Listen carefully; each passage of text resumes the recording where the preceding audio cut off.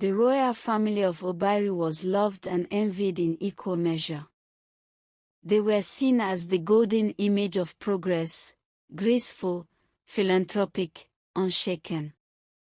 Yet behind those polished smiles were whispers of betrayal, secrets, and sins that could stain the throne forever. They said the crown of Edenra was blessed by the ancestors, that its power was divine. But even divine things can decay, when touched by human greed. This is not the story of a kingdom that fell to war.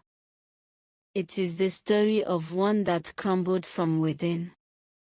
Edenra was a miracle of balance, a place where skyscrapers rose beside ancestral shrines, where elders still blessed the rain, and children learned history through both books and songs.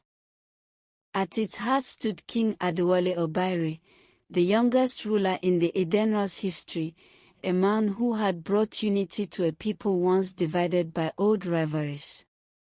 He was adored by his subjects, admired by presidents, and envied by monarchs across the continent. Under his rule, schools were built in villages forgotten by time, hospitals replaced able tents, and factories hummed with promise. The people called him Adewale the Rebuilder. Yet within his palace, the House of Ivory Gates, loyalty had become performance art.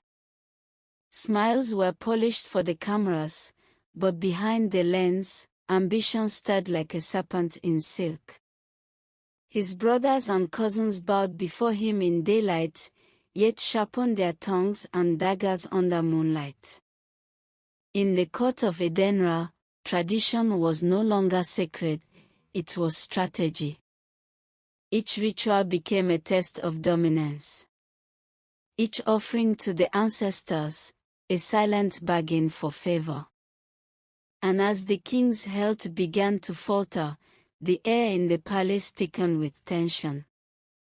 The scent of incense and deceit became indistinguishable. The vultures began to circle, dressed not in feathers, but in royal regalia.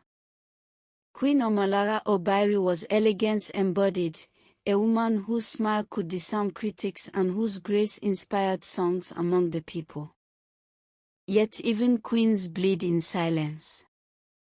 Behind her calm exterior, she carried a secret heavier than any crown.